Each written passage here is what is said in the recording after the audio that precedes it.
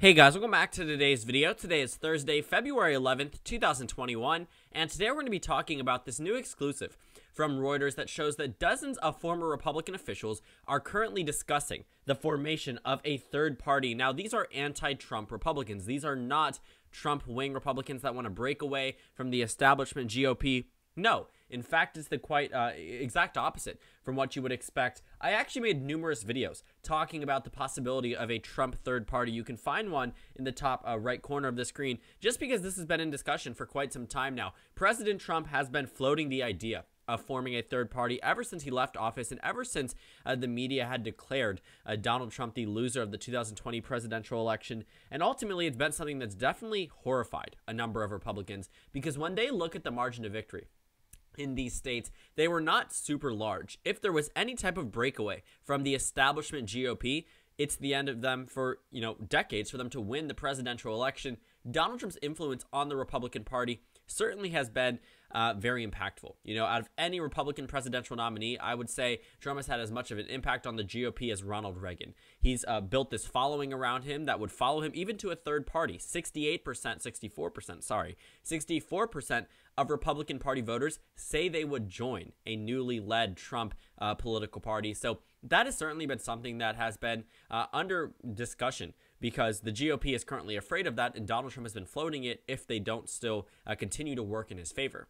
On top of that, though, now that we have that in discussion, the exact opposite is also possible.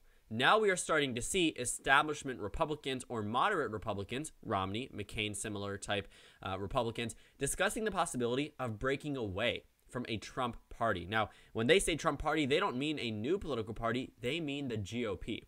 We are seeing the discussion come from a number of former Republican officials, people that were representatives, people that were longtime Republicans who switched to the independent affiliation or an unaffiliated, depending on which state they're in, or voted for Joe Biden in the presidential election. And, we're going to go through this article. We're going to talk about who's leading this and why I think that also definitely shows that this is a very real thing. I don't think this is going to happen. I think the more likely scenario is what they also suggest in this article, that they will work as a subsection within the GOP to try to work within it to try to push out the Trump agenda. But the fact this is in discussion really goes to show that the GOP is currently at a breaking point. Either they break with Donald Trump or they break with the moderate establishment. And at the end of the day, they aren't going to benefit. Regardless, what they do, if they completely go Trump wing, they could see fall off from a number of Republican officials who have yet to leave, including a very notable Senator Lisa Murkowski, who announced that if the Republican Party continues to be the party of Trump, that may not be the party for her, sort of indicating that she might actually end up caucusing with the Democrats. She could also do that after 2022. She has no electoral incentive to stay with the GOP now that Alaska has ranked choice voting. None whatsoever. But that's besides the point. What we're talking about today is the exact opposite. The GOP establishment members and people that were prominent figures before Donald Trump that are able to take the voters away from the Trump Republican Party and turn them into a center-right type political party. And as we get through this, you'll see what I'm talking about. But this is what is being discussed. This is a very early stage of something that could definitely decimate the GOP as well. Maybe not as much, I would say, as the Trump-led political party, but we'll talk about the electoral implication in just a moment. So we are seeing discussions from former elected Republicans, former officials in the Ronald Reagan, George H.W. Bush, George W. Bush, and Trump White House. Yes, and Trump White House. Ex-Republican ambassadors and Republican strategists. 120 people of them, 220 of them held a Zoom call to discuss this. It was actually led by Evan McMullin, someone who was a very strong candidate back in 2016 for a third-party candidate, someone who announced that he was running months before the election. He ultimately was able to land a very large amount of the vote in Utah. And I know what you're saying, just one state, right? But it was a very large showing for someone who offered a more moderate Republican, more anti-Trump view of the GOP. And we'll take a look at his electoral performance and what that could actually mean for the GOP if they continue to go with Donald Trump and this center-right party does end up breaking away. So there are a number of other top names that are being discussed. Charlie Dent, a former Republican congressman. If you remember, I mentioned him on my channel briefly. We have the general counsel for Department of Homeland Security under President Trump, John Mitnick. We're seeing a number of top officials, whether within the Trump White House or without of it. And this is coming as a result of a long time amount of conservatives who have been anti-Trump from the beginning. And it says that Evan McConnell said that 40% of those on last week's Zoom call backed the idea of a breakaway national third party. If 40% of these people who are, as they would say it, center-right Republicans want to break away and form a new party, I'm sure they can convince the 60% others that if this is a thing that actually happens, they could end up doing numbers, damaging the GOP. And I think that's largely what their deal is. I don't think they can win presidential elections. You know, honestly, when I'm looking at the 2016 results, what we saw was that while Donald Trump was able to win over voters in the Rust Belt, win back the state of Florida, he lost significant ground in certain battleground states. In Arizona, we saw this narrow up by 6 percentage points. In Georgia, we saw this narrow up by 4 percentage points. We saw a number of states, you know, Texas, narrow up from a 17-point margin for Romney or 16-point margin for Romney to a 9-point margin for Trump. They got narrower. Arizona, Georgia, and Texas. And those are the center front of the next swing states for the 2024 presidential election. And when you take a look at the change from 2016, you do see a lot of red. But when you take a look at states such as Georgia, they have pockets around the Atlanta area shifting to the left, ultimately shifted the entire state to the left. You see states such as Arizona. What you see, this arrow right here, Maricopa County, went to the Democrats. Didn't go to the Democrats in 2016, went to the Democrats in 2020, but they only, you know, Republicans received 54% of the vote in 2012. They lost it in 2020. Looking at a number of other regions, yes, we saw a lot of states shift to the right, but we also saw some other states shift to the left. And that's really where we could see some of these more center-right Republicans actually make an impact. Because looking at the 2016 election performance, one cannot deny that Donald Trump had a very good victory. This was the largest margin of victory for a Republican candidate since 1988. So it certainly was something that I would say was strong, a very good thing to tie to Donald Trump's name. But he also lost support. While he was able to carry Arizona and Georgia, he ultimately led the way for them to turn blue in 2020. Had the Republicans ran Ted Cruz, Marco Rubio, those states would have been likely red in 2020. Even with the demographic change, still probably likely red, maybe on the upper end of lean red, but certainly in 2016. But looking at Utah specifically, you know, Evan McConnell is leading this effort, and I honestly understand why. He's someone who endorsed Joe Biden in the presidential election. He ran his own bid against Hillary Clinton and Donald Trump, and he prevented Donald Trump from the 50% mark in the state of Utah. Evan McConnell took roughly 21% of the vote away from both candidates. This was a very large amount. If you look at the change from 2012, every single county except for one in Utah shifted to the left. Not because Hillary Clinton did that much better than Barack Obama, though she did outperform him by 2 percentage points. Evan McConnell took the vote away from Donald Trump, consequentially helping the Democratic Party. So looking at this entire state, you know, this is a very, very Republican state. In fact, the most Republican state back in 2012. I have this tool up. We can actually take a look at the 2012 margin of victory. It was practically a 50-point margin of victory for Mitt Romney, 48 percentage points. Obama just received 24.75% of the vote. But in 2016, Evan McConnell received 21.54% of the vote. Clinton only did better than Obama by 2 percentage points.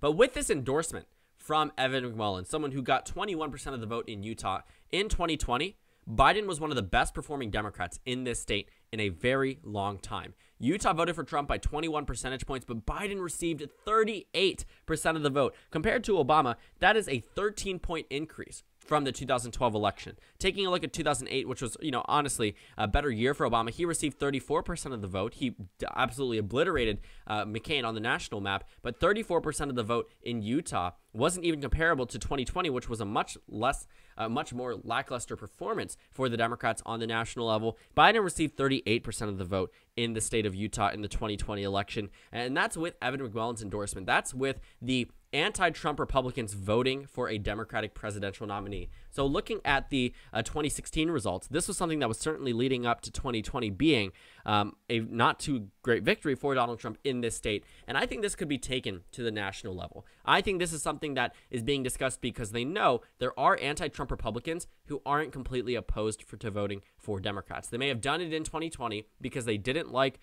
Joe Biden, but the point is no longer going to even argue to vote for Joe Biden. More Republicans voted. Okay, this is a very skewed statistic. When we talk about more Republicans voting for Trump than they did in 2016, so more Republicans voted for Trump in 2020 than they did in 2016, you also have to realize there was a lot less third-party options. In 2016, there was Evan McClellan, there was Gary Johnson, who took very large amounts away from Donald Trump in certain states that would be otherwise Republican votes. So that's sort of just a return to the same type of party split, but there still are anti-Trump Republicans. And rather than convincing them to vote for Democrats, rather than convincing them to vote for Joe Biden and Kamala Harris, now they're going to try to take them away on the national level. They're going to try to essentially take these anti-Trump Republicans and have them vote for a more conservative candidate. And I think this is largely going to damage the GOP because I can't imagine too many people that voted for Joe Biden, at least that would have changed the outcome of the result, would vote for a center-right candidate. Joe Biden probably would have won without Republican Party votes. I really do think so. While the margins were narrow, he may not have won Georgia and Arizona, but he definitely would have won the Rust Belt. I don't think he won over Republican votes more than he won back the previously solid Democratic base in these 3 states. But a center-right candidate would do so much damage to the GOP that I really do think that it could send a message. It could send a message to the Trump wing of the Republican Party that they need an ideology change. They rapidly changed for a president who only served 1 term, and now he is the face of their party even after he has left office. That is something that this party, I think, is ultimately trying to say is, you are not going to win future elections if we run because you no longer represent us. And I think this is just a cry for help from the GOP to actually represent these voters that were previously very solid for the GOP. I mean, they're anti-Trump for a reason. They're not pro-Democrat. They're not pro-liberal. They are Republicans who simply did not like President Trump. And they did not necessarily like Joe Biden too much either, which is why this offers an alternative. While there were some Republicans who voted for Biden, now they have an option of a center-right candidate. And this is something that, this is a hypothetical when I say they have the option. If they follow through with this, they could actually change election results in certain states enough that the GOP takes a notice and no longer idolizes President Trump the same way they do currently. And, I want to take a state as an example. I want to take a state that is very solid for the GOP historically. Let's talk about Texas. Right? The Democratic Party has always said Texas is in play. Texas is in play. In 2008, it went to McCain by 12 points. This was a severe underperformance from 2004 when it went to Bush by 23 points. But in 2012, it returned to being a safe state, voted for Romney by 16 percentage points. Obama barely cracked 41%. 2016, however, was a very different story. While Hillary Clinton only did 2% better, Donald Trump significantly lost support from Romney down to his margin. Romney received 57% of the vote. Trump only received 52% of the vote. The margin narrowed down by 6.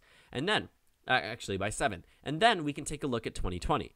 That was when the race actually got very close in Texas, decided by just 5.6%, nowhere near the 16-point margin of victory for Romney just 8 years prior. Trump still received 52% of the vote, but Biden received 46.48%, nearing 47% in this state. He went from Obama in 2012, who received 41, all the way up to 46. That is a super significant gain. Now that Texas is in play, let's talk about it. So let's take a look at this results a little bit closer. You can take a look at the county map, but what I'm worried about is this margin of victory for Donald Trump. And let's say we take, the discussion about whether or not Republicans want Donald Trump to lead their party. Obviously, Trump Republicans, 99% of them have positive feelings towards President Trump. 78% of party Republicans have a positive feeling towards President Trump.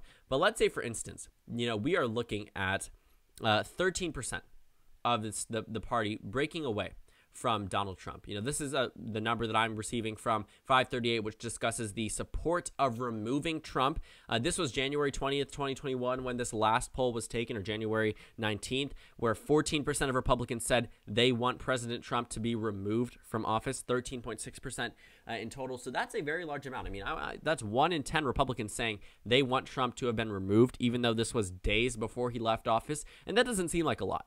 But it does make an electoral impact, and that's the same type of base. That 13.6% is what this center-right party is trying to take away. And while 13.6% of the Republican Party may not seem like a lot, we'll talk about why it is. So this Republican stronghold, forever, right? Texas has always gone to the Republican Party. The last time it went to a Democrat was in 1976. So Texas has had a long history of voting with the Republican Party. Looking at the 52.1% that Donald Trump received, let's just take away 13.6%. That may not seem like a lot. That just may not seem like a lot, but it certainly is when it comes down to competitive states, a state such as Texas. Now that we have, the 52.1%, what we would need to do is subtract 7.1%. That's what 13.6% of 52.1. So if we do that, ultimately we're left with 7.1%, 45% of the vote in Texas. And that 7.1% goes to a third party. 7% doesn't seem like a lot. 7% is very similar to what Gary Johnson got in New Mexico in 2016. And while it may not seem like a lot at initial glance, take a look at Joe Biden's margin. He received 46.5% of the vote in Texas. He was able to carry more of the vote than Donald Trump if you take away this 13% of the GOP. And the reason why it doesn't seem like a lot is because that's 13% of 38% of the country. That does not seem like a lot, but in states, it does matter. Where Donald Trump won by 6 points, it handed him a defeat in Texas. So with this newly led center-right party, it may not have as large of an electoral impact as a Trump-led party, but it could hand Joe Biden a victory in states such as Texas. It could narrow up margins in Iowa and Ohio down to tilt margins. It could flip North Carolina. It could flip Florida. It may not do as much as make a number of other states flip to the Democrats as a Trump-led party would, but it could return states such as Montana and Utah and Indiana and Missouri and Mississippi down to being likely states for the GOP. Ultimately, could make Alaska and South Carolina lean states for the GOP. This 13 to 14% lost in these states could ultimately hand Democrats victories in North Carolina, Florida, and Texas, regions of the country they had not won before. They won North Carolina, Florida in 2008 and 2012, but Texas, certainly not. You know, what this would do, it would still have a very large impact on the overall electorate. Very, very large impact. Without this wing of the Republican Party voting for the GOP, you know, many of them did vote for Biden, but not all of them. If we start to see a breakaway of just 13% of the GOP, 14% of the GOP, of the Trump vote that was just didn't want to vote for Joe Biden, that could ultimately shift the electoral map in favor of the Democrats for decades to come, the same way a Trump-led party would. Because this, what seemingly very minuscule breakaway, has flipped Texas. It has flipped North Carolina. It has flipped Florida. And what does that mean? Well, if those states are going to the Democrats by a plurality vote, a bunch of other states are starting to be discussed. Let's take a look at Alaska, for example. I just moved that one down to the lean column. Let's see if that actually holds up. Donald Trump received 52.8% of the vote in this state.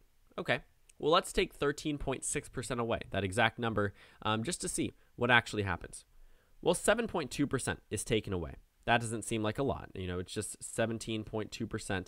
But that would bring us down to Donald Trump being at 45.6%. That's a margin of victory of less than 3 percentage points in Alaska. Alaska, out of all states. We can take a look at another example. Let's take South Carolina, a state that has been very solid for the GOP, but was an 11-point margin of victory for Donald Trump in this election. Well, he received 55.1% of the vote. So if we take away 13.6% of that, that gives us 7.5%. Well, that's not a large amount, seemingly, right? Well, that would bring the state down to being, let's see what happens here. It brings it down into the 40s, and this would be a 47.6%. Let me do quick math here. I don't know what I messed up, but that would bring us down to 47.6% of the vote in this state. So ultimately, I mean, it would bring it down to a 4-point margin of victory for Donald Trump in South Carolina. I mean, this impact of just a very minuscule, practically 1/10 of the Republican electorate, which is already the minority in the American electorate, would completely decimate the Republican Party's chances at the presidential level. And this is something that really goes to show that the GOP, while they're discussing the formation of a Trump third party, they're also discussing the formation of an anti-Trump third party. This really goes to show that President Trump is the sole divider of the GOP. We haven't found someone who was able to pretty much coalesce the GOP and also break it away so easily in so many states. He was able to bring up robust support for down-ballot candidates in both elections, but he also lost them a lot of support in 2018 and in runoff elections, in special elections. And we're already starting to see an anti-Trump wave when Trump really isn't even in office. He's still being mentioned by Democrats. He's still the face of the GOP because we see leader Kevin McCarthy go down to Florida to speak with him. We don't see a complete repudiation from the Republican Party to push away Donald Trump, because they know he's a key part of their base, but he's also a key portion of the Democratic campaign that was able to get them into office, that was able to get them the Democratic Party trifecta that they currently hold in the government. So overall, I mean, this is really just going to completely further reiterate at this point that the GOP is currently at a crossroads. Interesting that John Kasich made the same exact example, but they're at a crossroads. They need to decide whether or not they go with Trump or whether they go with establishment GOP candidates. But no matter what they do, they're going to hurt themselves electorally. And that's what they did to themselves when they chose Donald Trump as the 2016 Republican presidential nominee. While he has had very good effects for the GOP recently, when he's not on the ballot, he does not help them at all. And while they are going to try to use him as a means of campaigning in 2022, and I'm sure for 2024, it's still going to be very difficult for the GOP to either push him away in the future, if they continue to use him, or inspire a base without him. Donald Trump will be the face of the GOP for likely the next 4 years. No matter what happens, we could see the possibility of an anti-Trump third party, a center-right party, or a Trump wing party. No matter what happens on social media or, who gets rid of President Trump, he will still have a very large influence on the American electorate. Very large influence on the American electorate for at least the next 4 years. And his Trump name could likely carry candidates for decades to come. So thank you guys so much for watching this video. Make sure to comment down suggestions below. Subscribe on the left if you haven't already, and check out the Instagram and Twitter. At the bottom left of the screen, there's also a Discord server for you to go ahead and join. On the screen, there's a video you can watch, and then a playlist for my post-2020 election videos. Actually, let's make that 2024 election analysis videos. Again, thank you guys so much for watching, and I will see you all later today.